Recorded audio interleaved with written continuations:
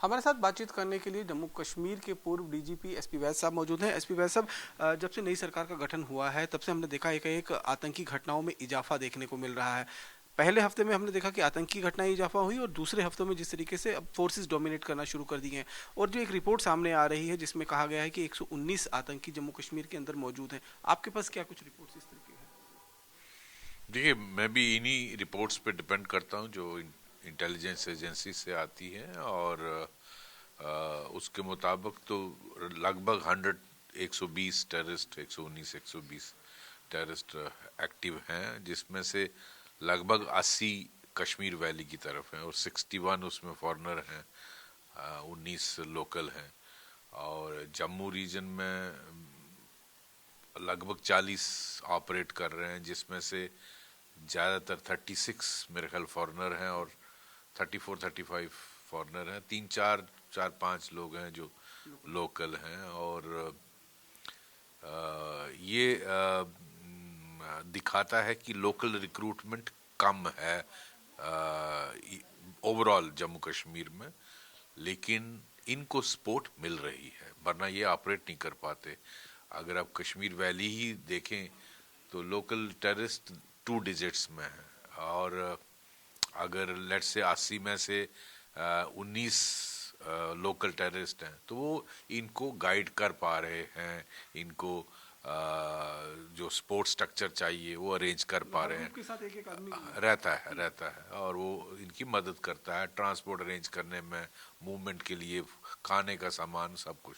इसी तरह जम्मू रीजन में अगर 40 में से लेट से 36 फॉरेनर हैं और 4-5 लोकल हैं तो वो भी इनकी मदद करने में कामयाब हो रहे हैं। इसीलिए ये इस तरह से ऑपरेट कर पा रहे हैं। और दूसरा, आपके सवाल का जवाब कि इनिशियली इन्होंने घटनाएं की हैं, वो सही है। बेसिकली इनको मुझे लगता है इंस्ट्रक्शन है पार से कि इंसिडेंट किए जाएं और उसका कारण यही था। पहले ये जम्मू रीजन पे फोकस थे, अगर आपको याद होगा असेंबली इलेक्शन से पहले, और उस वक्त ये चिंता थी क्या असेंबली इलेक्शन इंसिडेंट फ्री हो पाएगी, लेकिन वो हुई, इंसिडेंट फ्री हुई और भरपूर लोगों ने बिना किसी डर और खौफ के पोलिंग की, लंबी लंबी कतारों में आके।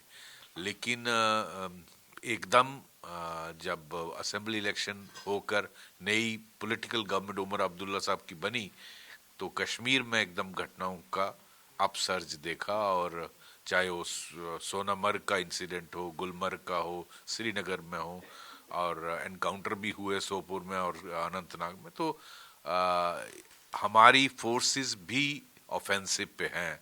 और हमारी कोशिश ये है कि जो लोग अंदर आने में कामयाब हुए हैं पाकिस्तान की एस्टैब्लिशमेंट की मदद से, उनको जितना जल्दी हो सके उनको एलिमिनेट किया जाए ताकि हालात को काबू में लाया जाए। और कोशिश हमारी ये भी रहनी चाहिए कि और इन्फिल्ट्रेशन ना हो पाए। और थोड़ा मैं समझता हूँ जेएनके पुलिस का फोकस इस पर भी रहना चाहिए कि जो सपोर्ट स्ट्रक्चर है, जो लोकल टेररिस्ट हैं, जो उनकी मदद कर पा रहे हैं, उनके खिलाफ जल्दी से जल्दी जितनी कार्रवाई हो सके सख्त कार्रवाई होनी चाहिए, ताकि ये टेररिस्ट जो पाकिस्तान से आए हैं वो इतना आसानी से यहाँ ऑपरेट ना कर पाएं। तो ये इस तरह ओवरऑल सिचुएशन ये दिखाती है। फिर इस साल में करीबन 61 आतंकी जो है वो मारे गए हैं, जिसमें मोस्टली पाकिस्तानी आतंकी, मोस्टली लोकल आतंकी हैं, कुछ पाकिस्तानी आतंकी हैं। ये कहना कहीं दिखा रहा है कि फोर्सेस जो हैं वो अपना काम सही तरीके से कर रहे हैं। बिल्कुल, फोर्सेस का काम सही है और 61 में से ज़्यादातर लोकल टेररिस्ट हैं, जबकि होना चाहिए कि हम फॉरेनर्स को ज़्यादा, बिकॉज ज़्यादा नंबर उन्हीं का है और ज़्यादा कैजुअल्टी भी उनकी होनी चाहिए, लेकिन अभी तक की फिगर्स वो दिखाते नहीं हैं। तो मैं समझता हूँ जितना जल्दी हो सकता है इन फॉरेन टेररिस्ट को एलिमिनेट करना चाहिए, ताकि पाकिस्तान के जो मंसूबे हैं वो सही यहाँ कामयाब ना हो। सर, जिस तरीके से जो फिगर आ रहा है कि 119 टेररिस्ट अगर जम्मू कश्मीर के अंदर मौजूद हैं, उसमें से सिर्फ 24 आतंकी जो है लोकल हैं, बाकी मेजॉरिटी ऑफ टेररिस्ट जो हैं वो पाकिस्तानी ऑपरेट कर रहे हैं यहाँ पर। तो ये क्या ट्रेंड सेट कर रहा है कि अब पाकिस्तान को लोकल टेररिस्ट पर भरोसा नहीं रह गया और वो ज़्यादातर पाकिस्तानी टेररिस्ट पर ही इसके दोनों कारण है। पाकिस्तान वैसे भी शुरू से ट्रस्ट इतना लोकल टेररिस्ट पर करता नहीं है। वो उनकी इस्टेब्लिशमेंट इनकी मदद उनको चाहिए होती है, लेकिन वो दिखाते हैं फॉर दुनिया में यही दिखाते हैं कि सब कुछ होम ग्रोन है, सब कुछ यहाँ इंटरनल की सरकार के खिलाफ रिवोल्ट है लोगों का। ऐसा कुछ नहीं है, ये सारे पाकिस्तान कैलिब्रेटेड टेररिज्म है। लोकल इन्वॉल्वमेंट हो जाती है जब यहाँ टेररिस्ट ऑपरेट करते हैं, कोअर्शन होता है, पैसे का लालच होता है, थोड़ा बहुत आइडियोलॉजी का भी रोल है, मैं नहीं डिनाई करूँगा, आइडियोलॉजी का रोल रहता है। और वो जो जिहाद और वो जो पाकिस्तान का हमेशा रहा है गज़बाए हिंद, भारत को वीक करना, उसका बैटल ग्राउंड कश्मीर है। और ये उसका एक हिस्सा है। जो जिहाद नाम से ये सारा कुछ चलाते हैं यहाँ, वो उसको कहने में हमें कोई वो कोताही नहीं होनी चाहिए, बोलना चाहिए कि अल्टीमेटली पाकिस्तान की डीप स्टेट इनको मोटिवेट ही जिहाद के नाम पर करती है और वो यहाँ ऑपरेट करते हैं। तो मैं समझता हूँ लोकल रिक्रूटमेंट भी कम हो रही है, और विच इज़ एनकरेजिंग साइन। हमें पाकिस्तानी फॉरेन टेररिस्ट का जो हमारी फोर्सेस फेस कर लेंगी, लोकल मिनिमम इन्वॉल्वमेंट होनी चाहिए, और वही पॉजिटिवली दिखा रहा है जो साइन है। और मैं समझता हूँ वो अच्छी डेवलपमेंट है कि लोकल रिक्रूटमेंट कम है। जिस तरीके से फॉरेन के जो पाकिस्तानी मिलिटेंट इस समय जम्मू कश्मीर के अंदर मौजूद हैं और विधानसभा या लोकसभा चुनाव से पहले जिन्होंने इन्फिल्ट्रेट जम्मू कश्मीर के अंदर किया है, खासतौर पर जम्मू प्रोविंस के अंदर, जो बहुत हार्डकोर टेररिस्ट अपने आप में हैं और गोरिल्ला वारफेयर, जंगल वारफेयर में एक्सपर्ट हैं, वो उस तरीके की ट्रेनिंग उनको दी गई है, तो क्या कहीं ना कहीं ये कहा जा रहा है कि जो स्पेशल फोर्सेस हैं पाकिस्तान के, उनके जवान भी जम्मू कश्मीर के अंदर एज ए टेररिस्ट जो हैं वो भेजे गए हैं, ताकि यहाँ पर वो पूरी तरीके से उन चीज़ों को कोऑर्डिनेट कर सकें और यहाँ पर बड़े पैमाने पर हमले किए जा सके। तो ये रिपोर्ट्स कितनी आपको लग रहा है कि? देखिए, ये रिपोर्ट्स आई थी जब जम्मू रीजन में एकदम अपसर्ज हुआ, यहाँ की जो सिक्योरिटी ग्रिड की कमजोरियों को भापने के बाद पाकिस्तान ने इन्फिल्ट्रेशन करवाई, और खासकर रजौरी पुंछ में जिस तरह से अटैक हुए पिछले 2-2.5 साल में, और उसके बाद उसको बाकी जगह पे जम्मू के बाकी डिस्ट्रिक्ट्स में उसका रिपीट किया गया। चाहे वो जिस दिन प्रधानमंत्री शपथ ले रहे थे उस दिन अटैक हुआ यात्री बस पे, शिवखोड़ी के यात्रियों पर, या आपके कठुआ बिलावर में हुआ, कठुआ हीरानगर में हुआ, बसंतगढ़ में हुआ और डोडा के इलाके में हुआ। वो दिखाता है कि मोस्टली वो पाकिस्तानी खैबर पख्तूनख्वा के इलाके के लोग हैं, जो रिपोर्ट्स के मुताबिक, और जंगल वारफेयर में काफ़ी ट्रेंड हैं, उनके पास आधुनिक हथियार हैं, अमेरिकन M4 राइफल है, वो टेलीस्कोपिक उसमें आईसाइट भी रहता है और नाइट विजन भी रहता है, उसकी वजह से इनको डेफिनेटली फ़ायदा मिल रहा है। और साथ साथ आर्मर्ड पियर्सिंग बुलेट्स का इस्तेमाल हो रहा है। तो कमांडोज, जो SSG कमांडोज हैं पाकिस्तान की, उसकी रिपोर्ट्स आई हैं कि जो जम्मू रीजन में ऑपरेट कर रहे थे उनमें कुछ SSG कमांडोज भी रिपोर्टेडली हैं। तो जिस तरह के अटैक्स हो रहे थे आर्मी पर और जिस तरह की कैजुअल्टीज उन्होंने रजौरी पुंछ में की, वो हिट एंड रन वाले टैक्टिक्स अपना रहे थे, और जंगल वारफेयर में काफ़ी ट्रेंड है, माउंटेन वारफेयर में। तो मैं समझता हूँ उसी तरह का रिपीट करने की कोशिश की जा रही है कश्मीर वैली। सर, अब मैंने पिछले 2021 के अक्टूबर महीने में पहला आतंकी हमला जो वो चमरेट में हुआ था, जो DKG का इलाका पड़ता है, वहाँ 5 भारतीय सेना के जवान शहीद हुए थे। 2021 से लेकर 2024 तक almost same pattern, hit and run वाला जो है वो पैटर्न इस्तेमाल किया जा रहा है। जंगल का इस्तेमाल कर कर पहले अपनी आइडेंटिटी रिवील की जाती है, लोकेशन रिवील की जाती है, और जब फोर्सेज वहाँ जाती हैं तो उनको अम्बुश किया जाता है। यही सी पैटर्न का इस्तेमाल करते हुए करीबन 50 से ज़्यादा सुरक्षा कर्मियों को पिछले 3 सालों में उनकी शहादत जो है वो की गई है। अब क्या कुछ आपको लगता है कि स्ट्रेटजी में चेंज करने की जरूरत है जम्मू कश्मीर में सिक्योरिटी फोर्सेस को? देखिए, जिस तरह का ये पैटर्न दिखा रहा है उसमें मैं समझता हूँ हमारा रिस्पांस भी फिर मॉडिफाई उसी हिसाब से होना चाहिए।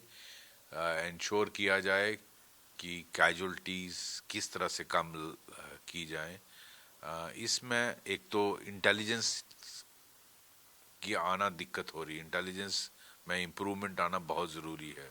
और ये जनरली कम्युनिकेट करते हैं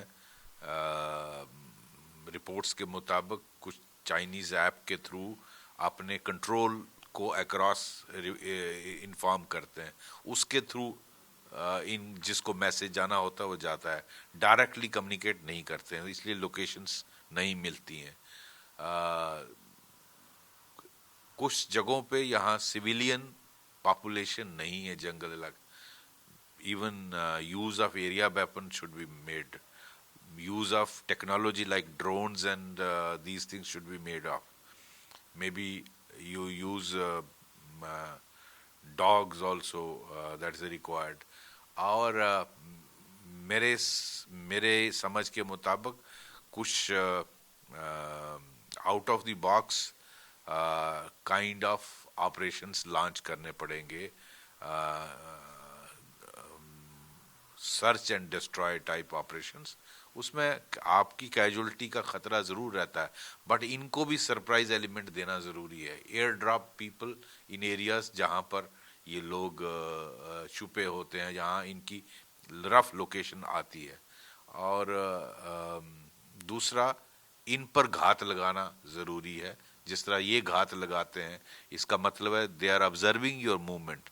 सो हाउ कैन वी अवॉइड, एक किस्म की मूवमेंट को कैसे हम अवॉइड कर सकते हैं। आप जैसे अकेली गाड़ी पुंछ जा रही थी रजौरी से, आप कोई कैजुअलिटी लेके जा रही थी किसी, now you are giving chance to them. आप पुंछ के इलाके को, आप इधर देखिए जो बिलावर की तरफ मशेडी में हुआ, वहां भी आपकी एक दो गाड़ियां जा रही थी। क्या हम ऐसी मूवमेंट को अवॉइड कर सकते हैं? क्या हम जिन एरियाज में इनकी प्रेजेंस है वहाँ आप can you take foot patrol, long LRP type movement, तो ताकि आप पर अगर हमला होता है you are able to retaliate properly. गाड़ी में तो you are just sitting duck and now जिस तरह से ये यूज़ कर रहे हैं आर्मर्ड पियर्सिंग बुलेट्स, तो उसके लिए भी हमें तोड़ निकालना ज़रूरी है। तो मैं समझता हूँ ये बहुत सारे इस तरह के बहुत सारे स्टेप्स लेकर अपनी कैजुअलिटीज़ को कम किया जाए और इनको आड़े हाथों लिया या इनको न्यूट्रलाइज किया जाए। और इसके साथ साथ हमारे लोगों के पास जो यहाँ ऑपरेट कर रही हैं टीम्स, उनके पास भी इसके मैचिंग वेपन होने चाहिए। And I think I am for even using area weapon जहाँ सिविलियन पॉपुलेशन नहीं है। सर, एक आखिरी सवाल कि जिस तरीके का जंगल का जम्मू कश्मीर, खासतौर पर जम्मू प्रोविंस के अंदर टेरेन है, इसका फ़ायदा आतंकी उठा रहे हैं। दूसरी तरफ M4 असॉल्ट राइफल जो है वो कहीं ना कहीं एक बहुत सिरदर्द बनी हुई है। बिल्कुल सही है। और टेरेन का फ़ायदा तो हो ही रहा है। थिक जंगल है, खासकर पीर पंचाल रेंजेस, हाई माउंटेन्स हैं, छुपने की बहुत जगह है, थिक ग्रोथ है, नाले हैं, गलीज हैं, गुफाएं हैं छुपने के लिए। तो टेरेन का फ़ायदा तो मिलता है, इसमें कोई शक नहीं। और ये उस टेरेन का इस्तेमाल करने में प्रॉपरली ट्रेंड है। और दूसरा M4 राइफल, यह सिरदर्दी है और वो अमेरिका हमारे लिए सिरदर्दी छोड़ गया है। और ISI और इनकी डीप स्टेट ने वो प्रोक्योर की हैं, किस तरह से की हैं, अल्टीमेटली उसका नतीजा हमें भुगतना पड़ रहा है। तो मैं समझता हूँ इसलिए अपनी कैजुअलिटीज़ को रोकने के लिए क्या क्या और कदम लिए जा सकते हैं, ये जो ऑन ग्राउंड आर्मी और CAPF और पुलिस की लीडरशिप है, they must think of ways and means, ताकि अपनी कैजुअलिटी कम हो और इनका नुकसान, इनको जितना जल्दी हो हम एलिमिनेट करें। और इन्फिल्ट्रेशन को कैसे रोका जाए उसके लिए कदम लेने चाहिए।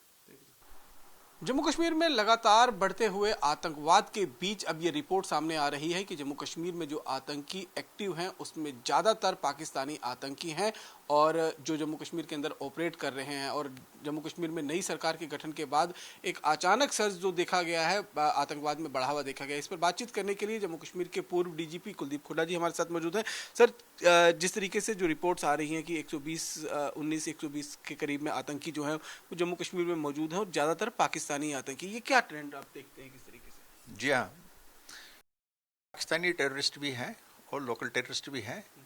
ज़्यादा तादाद पाकिस्तानी टेररिस्ट की है और रफली जो एस्टिमेट बताया गया है उसी एस्टिमेट के अंदर राउंड अबाउट हो सकते हैं। लेकिन हमने कुछ बुनियादी बातें जो टेररिज्म के बारे में है उनको समझने की ज़रूरत है। उसमें 3 पहलू है। एक पहलू ये है कि अगर हम ये कहते हैं कि terrorism is on its last legs या terrorism will be wiped out totally within so and so time, ये चीज़ें हम तब तक नहीं कह सकते हैं जब तक 3 बुनियादी बातें एड्रेस नहीं होंगी। एक, जो पाकिस्तान का इन्वॉल्वमेंट है वो जब तक ख़त्म नहीं होगा। नंबर 2, जब तक लोकल सपोर्ट है टेररिस्ट को, क्योंकि टेररिस्ट अगर आएगा भी अगर लोकल सपोर्ट नहीं होगा उसका ऑपरेशन करना बड़ा मुश्किल होगा। तीसरा जो है माइंड सेट ऑफ पीपल जो है, जिसमें अभी उतना बदलाव नहीं आया है जो हम एक्सपेक्ट कर रहे थे। तो ये जो 3 बुनियादी बातें जब तक मौजूद है ग्राउंड पे, तब तक ये कहना कि टेररिज्म ख़त्म हो जाएगा या लास्ट लेग्स पे है वो दुरुस्त नहीं कहना होगा। तो इन बुनियादी बातों को हमने एड्रेस करना बड़ा ज़रूरी है। जहाँ तक एक ये ट्रेंड जो एक इंक्रीज़ हुआ इंसिडेंट्स में और उसके बाद एनकाउंटर्स भी बढ़ गए, ये लाजमी है क्योंकि हमारी फोर्सेस जिसमें आर्मी और पुलिस और पैरामिलिट्री फोर्सेस सीआरपीएफ मेनली बहुत अच्छा काम कर रही हैं पिछले कई साल से, at the cost of sacrificing their lives. उन्होंने बहुत जानें गंवाई हैं इस टेररिज्म को ख़त्म करने के लिए, उस टेररिज्म को डील करने के लिए। तो ये ऑपरेशन ऑल आउट भी अगर आपने देखा होगा जब वो लॉन्च हुआ था उसमें काफ़ी टेररिस्ट को बहुत नुकसान हुआ, यहाँ तक कि उनकी एक्टिविटीज़ बड़ी कम हुई और बड़े निराश भी हो गए थे वो। अब ये गवर्नमेंट चेंज हुई है, एक नया पॉलिटिकल सेटअप हुआ, लोगों ने अपना डेमोक्रेटिक एक्सरसाइज वोट का किया, एक गवर्नमेंट आ गई, एक पॉलिटिकल गवर्नमेंट आई जो लोगों को रिप्रेजेंट करती है और लोगों के मसले हल करेगी, और उसमें वो जुट गई है उन लोगों के मसले हल करने में भी। ये नई गवर्नमेंट के लिए पाकिस्तान एक संदेश भेजना चाहता है कि टेररिज्म अभी ज़िंदा है।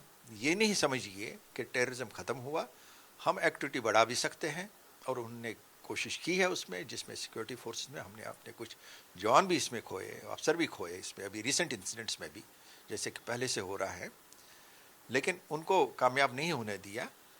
और ये एक पाकिस्तान की तरफ से एफर्ट है, जो एफर्ट वो अभी चालू रखेंगे जब भी उनको मौका मिलेगा। दूसरी बात उसमें समझने वाली ये है कि इन्फिल्ट्रेशन को जब तक कंट्रोल नहीं किया जाएगा पूरी तरह से, जो हमारे हाथ में, तब तक ये प्रॉब्लम रहेगी। क्योंकि ये टेररिस्ट जो पाकिस्तानी, जैसे आपने भी कहा और जो हकीकत भी है, जो मीडिया में भी कहा गया, जो लोग अफसर्स जो डील करते हैं इसके साथ या इंटेलिजेंस एजेंसीज हैं, उन्होंने भी ये कहा कि फॉरेन टेररिस्ट है। तो foreign terrorist obviously mostly border से आते हैं, कुछ हो सकता है नेपाल शपाल से आ जाए, लेकिन अब जो पास्ट हिस्ट्री है टेररिज्म की और अभी जो इंडिकेटर्स हैं, इंटेलिजेंस इनपुट्स जो है वो यही कहते हैं कि मोस्टली बॉर्डर से आते हैं, चाहे वो साउथ ऑफ पीर पंचाल से आए, नॉर्थ ऑफ पीर पंचाल से आए या पंजाब से आए। इसलिए बॉर्डर पे चौकसी करना बड़ा ज़रूरी है, चाहे जो भी फोर्स हो, चाहे आर्मी हो या बीएसएफ हो। और साथ में हमने ये भी देखना है कि उनके जो एपरेटस है उनको हम कैसे न्यूट्रलाइज कर ले, जो इसको बढ़ावा देने में यूज़ करते हैं। जैसे एक बॉर्डर ट्रेड होता था पहले, जो यूपीए गवर्नमेंट ने इंट्रोड्यूस किया था, ये एक बड़ा मुफीद मेजर था, बहुत अच्छा मेजर था लोगों के लिए। तिजारत बढ़े, लोगों की इनकम बढ़े, लोगों की इकोनॉमिक सिचुएशन अच्छी हो जाए, और हो भी गई। लेकिन पाकिस्तान एज एक्सपेक्टेड, पाकिस्तान ने वो फैसिलिटी जो लोगों के लिए क्रिएट की गई थी उसको मिसयूज़ किया। उसके ज़रिए वो ड्रग्स बेचने लगे, उसके ज़रिए वो हवाला ऑपरेशन, ओवर इन्वाइसिंग और अंडर इन्वाइसिंग करके हवाला का काम करने लगे, और हवाले के साथ टेररिस्ट फंडिंग के लिए भी वो यूज़ किया। और नतीजा ये हुआ कि प्रेजेंट गवर्नमेंट ने जब कुछ साल उनको स्टडी किया तो मेरे ख्याल में 2018 में उन्होंने वो बंद कर दिया। बड़ा अच्छा किया। अब दूसरा जो, लेकिन प्रेजेंट गवर्नमेंट ने जो एक स्टेप लिया, अगेन जो लोगों की रिलीजियस फीलिंग्स और बहबूदी को, उनके जो एक सेंटिमेंट है जिसको एड्रेस करने के लिए एक बड़ा प्रोएक्टिव प्रो पीपल मेजर लिया, वो ननकाना साहब कॉरिडोर खोल दिया। लेकिन उसमें भी अब रिपोर्ट्स आ रही हैं कि वो कॉरिडोर पाकिस्तानी आईएसआई मिसयूज़ कर रहा है। उसमें कुछ लड़के पंजाब से जा रहे हैं, वहाँ वो बाज़ाब्ता उनको दिया जाता है एक कंसल्टेशन भी कहिए आप, रेडिकलाइजेशन कहिए, या ब्रेन वॉशिंग की जाती है, और उनको कुछ कामों के लिए तैयार किया जाता है। वो अंदर आते हैं, फिर ड्रोनों का इस्तेमाल किया जाता है वेपन भेजने के लिए, वो यहाँ पे कोरियर बनते हैं पिकअप करने के लिए, या ड्रग्स भेजते हैं, और ड्रग मनी को भी टेररिस्ट फंडिंग के लिए यूज़ किया जा रहा है। और उनकी अब जो इनपुट्स आ रहे हैं, उनकी कोशिश अब ये है कि कनाडा से उन्हें खालिस्तानी को एक बढ़ावा देने की, खालिस्तानी मूवमेंट को बढ़ावा देने की कोशिश जो की है, उस कोशिश को पंजाब सॉइल पे कैसे उसको बढ़ावा दिया जाए वो भी कोशिश कर रहे हैं अब वो। तो ज़रूरत इस बात की है कि हम पंजाब में भी अब चौकस रहें ताकि वहाँ पे दोबारा ये मूवमेंट स्टार्ट ना हो। मतलब ये कि पाकिस्तान कश्मीर के साथ साथ पंजाब को भी हॉट करना चाहता है। पाकिस्तानी एस्टैब्लिशमेंट की हमेशा ये कोशिश रही है कि जो उनका K2 एजेंडा है, कश्मीर एंड खालिस्तान, उसको जितना एक्टिवेट कर सके वो करें। पंजाब के लोगों की दाद देनी होगी। उन्होंने खालिस्तानी टेररिज्म को ख़त्म कर दिया, जिसमें उस टाइम के DGP KPS गिल साहब ने बड़ा कंट्रीब्यूशन किया और लोगों ने भी साथ दिया। लेकिन अब वो कोशिश कर रहे हैं कि दोबारा उसको रिवाइव किया जाए। सर, जब आप जम्मू कश्मीर के डायरेक्टर जनरल ऑफ पुलिस थे तब भी आपका मैंने एक इंटरव्यू किया था, उस समय भी आपके समय में भी कुछ ऐसे टेररिस्ट पकड़े गए थे या मारे गए थे जो पाकिस्तानी आर्मी के रेगुलर जवान थे या SSG के कमांडोज थे। आज भी ये रिपोर्ट्स आ रही हैं कि जो गोरिल्ला वारफेयर में ट्रेंड है, जंगल वारफेयर में ट्रेंड आतंकी जंगलों के अंदर छिपे हुए हैं, उनमें से कुछ SSG के कमांडोज हैं। देखिए, अगर आपने लास्ट ईयर देखा होगा जो खासतौर पुंछ राजौरी में इंसिडेंट हुए, उसमें जो टेररिस्ट इन्वॉल्व थे वो पूरी तरह से प्रोफेशनल थे। अब वो आर्मी के हों वहाँ के, या एक्स आर्मी हो, या जो उनके नॉर्मल जो टेररिस्ट हैं उनको ट्रेनिंग जो देते हैं, वो वर्दी वाले हो या बिना वर्दी वाले को, जब उनको ट्रेनिंग मिल गई वो उस टाइप की एक्टिविटी के काबिल हो जाते हैं। तो वो अगर आपने एक्शंस देखी होंगी पाकिस्तानी टेररिस्ट के पुंछ राजौरी में ख़ास तौर पे आर्मी के ख़िलाफ़, जहाँ पे उन्होंने एम्बुश लगाए थे, वो पूरे प्रोफेशनल एम्बुश थे जो एक रेगुलर आर्मी की तरह होते हैं। अब वो अलग बात है, वो उसका फ़र्क नहीं पड़ता है चाहे वो आर्मी से थे या वो आर्मी ट्रेंड थे जिनको एक्सटेंसिव ट्रेनिंग दी गई थी, वो उसी दर्जे के थे। सर, अभी हम पिछले लगातार 2021 अक्टूबर से, जब से पहला अटैक चमरेट में जो DKG का इलाका पड़ता है वहाँ पर हुआ, वहाँ से लेकर अब तक करीबन 3 साल का समय हो गया है।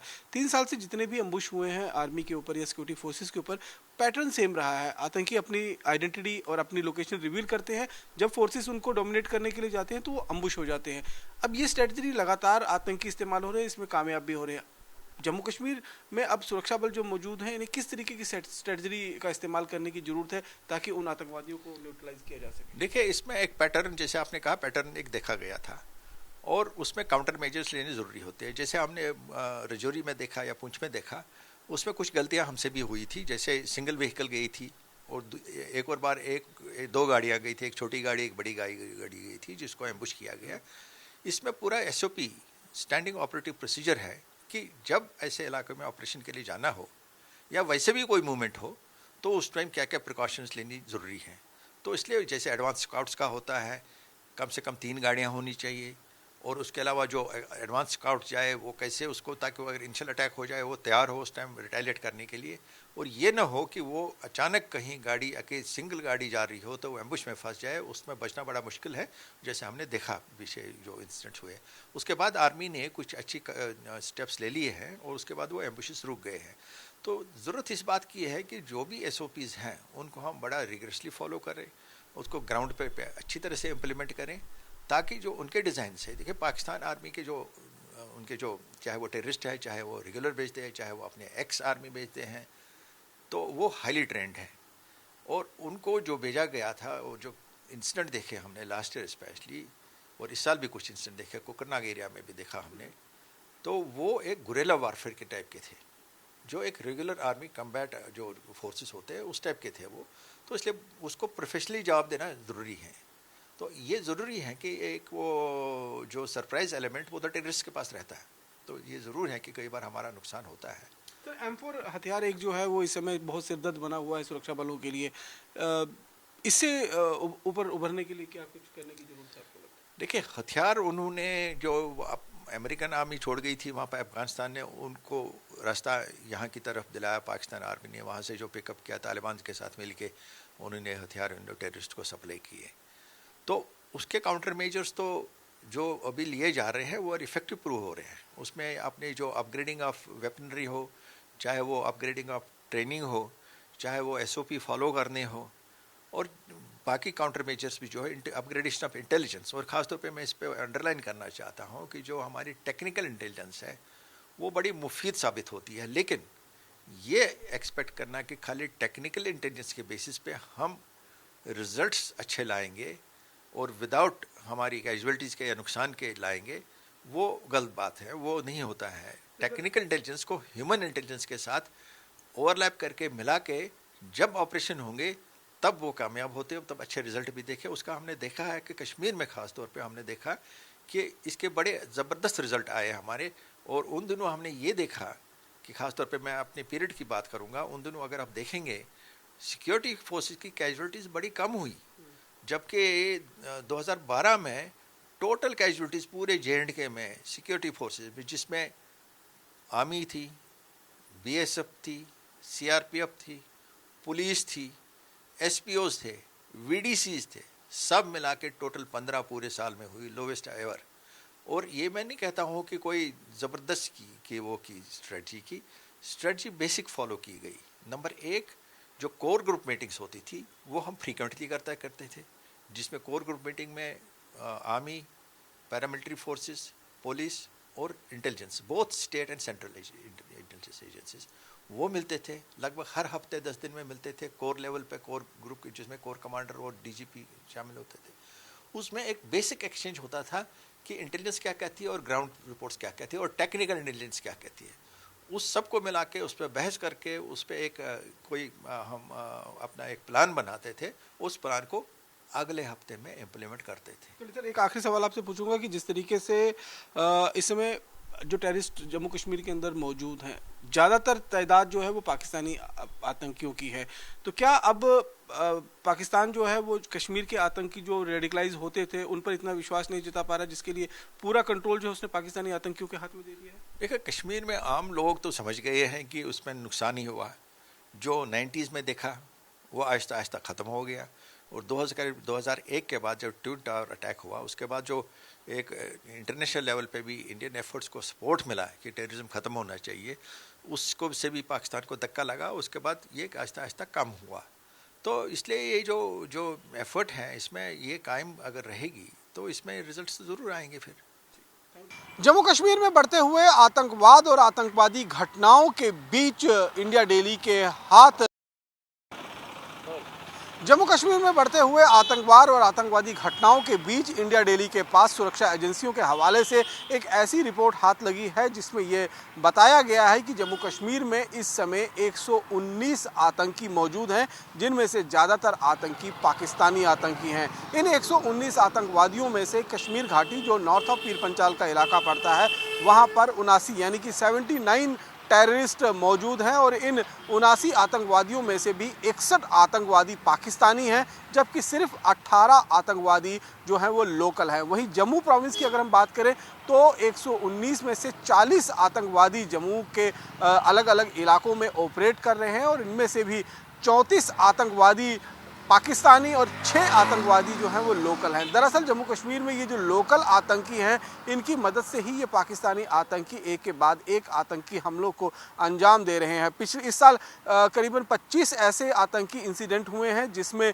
61 आतंकी मारे गए हैं, और इन 61 आतंकवादियों में ज़्यादातर लोकल आतंकवादी मारे गए हैं। दरअसल सुरक्षाकर्मी अब जम्मू कश्मीर के अंदर आतंकवाद के खात्मे के लिए और पाकिस्तान से आए जो वेल ट्रेंड गोरिल्ला वारफेयर में और जंगल वारफेयर में ट्रेंड आतंकी हैं, उन आतंकवादियों के खात्मे के लिए जो उनके सपोर्टर्स हैं उनको उन्होंने अपने निशाने पर लिया हुआ है, और लोकल आतंकवादियों को ढेर किया जा रहा है ताकि जो मदद पाकिस्तानी आतंकियों को इन लोकल आतंकवादियों की मदद के सहारे मिल रही है, उस मदद को कम किया जा सके।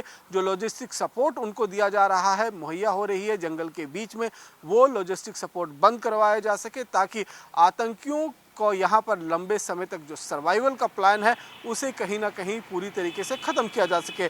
हमने देखा कि पिछले एक हफ्ते के अंदर करीबन 7 से 8 आतंकियों के साथ मुठभेड़ हुई है, जिसमें 11 आतंकी मारे गए हैं और उन 11 आतंकवादियों में से भी करीबन 7 आतंकी जो हैं वो पाकिस्तानी आतंकी हैं। तो लगातार जम्मू कश्मीर में जो बढ़ते हुए आतंकवाद है उसमें जिस तरीके से लगातार सुरक्षाकर्मी अब कहीं ना कहीं आतंकवादियों पर हावी होते हुए नजर आ रहे हैं, क्योंकि नई सरकार के गठन के बाद पहले जम्मू कश्मीर के अंदर पहला हफ्ता जो था वो आतंकवादियों के नाम पर रहा, क्योंकि एक के बाद एक आतंकवादियों ने हमले किए, जिसमें न केवल गैर कश्मीरी जो प्रवासी मजदूर हैं उनको निशाना बनाया गया, बल्कि इसके साथ साथ में सुरक्षाकर्मियों को भी जम्मू कश्मीर के अलग अलग हिस्सों में निशाना बनाया गया। लेकिन उसके बाद जिस तरीके से भारतीय सेना और जम्मू कश्मीर पुलिस ने मोर्चा संभाला, एक के बाद एक 8 एनकाउंटर हुए और 8 एनकाउंटर में 11 आतंकवादियों को अब तक ढेर किया जा चुका है। और इसके बाद भी लगातार इस समय कश्मीर घाटी और जम्मू के अलग अलग हिस्सों में एंटी टेरर ऑपरेशन चलाए जा रहे हैं, ताकि जल्द से जल्द इन आतंकवादी जो इस समय जम्मू के अंदर मौजूद हैं और जम्मू कश्मीर को लहूलुहान करने की कोशिश में लगे हुए हैं उनको न्यूट्रलाइज किया जा सके। लेकिन ये जो आंकड़े अब निकलकर सामने आए हैं, इससे आप अंदाजा लगा सकते हैं कि धारा 370 खत्म होने के बाद जम्मू कश्मीर में अब पाकिस्तान जो है वो ज़्यादातर पाकिस्तानी आतंकवादियों को well training, hardcore training, gorilla warfare और जंगल वारफेयर की ट्रेनिंग देकर कश्मीर घाटी में घुसपैठ करवा रहा है, ताकि जो आतंकी यहाँ घुसपैठ कर जाएं वो लंबे समय तक यहाँ पर मोर्चे को संभाल कर रखें और हिट और रन की जो रणनीति है, यानी कि मारो और जंगल में भाग कर जाओ, छिप जाओ, उस रणनीति के तहत इस समय जम्मू कश्मीर के अंदर जो है वो ऑपरेट करने के लिए कहा जा रहा है। और इसी ट्रेंड को तोड़ने के लिए अब सुरक्षा कर्मियों को एक नए सिरे से एक नई योजना के साथ जम्मू कश्मीर में हमला, इन आतंकवादियों पर हमला करना पड़ेगा, ताकि जंगल में छुपे हुए आतंकी को जंगल से बाहर निकलने पर मजबूर हो जाए और इन आतंकवादियों को अब यहाँ पर ढेर किया जा सके। जिस तरह जम्मू कश्मीर में बर्फबारी की भी शुरुआत हो गई है, तो इस बर्फबारी में भी अब आतंकी जो ऊपरी पहाड़ी इलाकों पर बैठे हुए हैं उन्हें मजबूरी में नीचे आना पड़ेगा। और ऐसे में सबसे मुफीद टाइम होता है सुरक्षा बलों के पास, जब ह्यूमन इंटेलिजेंस के माध्यम से उनकी जानकारी निकलती है और उस जानकारी के आधार पर जम्मू कश्मीर के अंदर ऑपरेशंस आने वाले दिनों में उनमें बढ़ोतरी देखी जा सकती है और बचे हुए जो आतंकवादी हैं उन्हें भी मार गिराने की योजना मिलेगी, क्योंकि जो है योजना कारगर साबित हो सकती है। और जिस तरीके से जम्मू कश्मीर में लगातार घुसपैठ की कोशिशें भी हो रही हैं, उन घुसपैठ की कोशिशों को भी रोकने की कोशिश लगातार भारतीय सेना लाइन ऑफ कंट्रोल और BSF अंतर्राष्ट्रीय सीमा पर कर रही है। कैमरा पर्सन सुनील के साथ रमन सैनी, इंडिया डेली, जम्मू।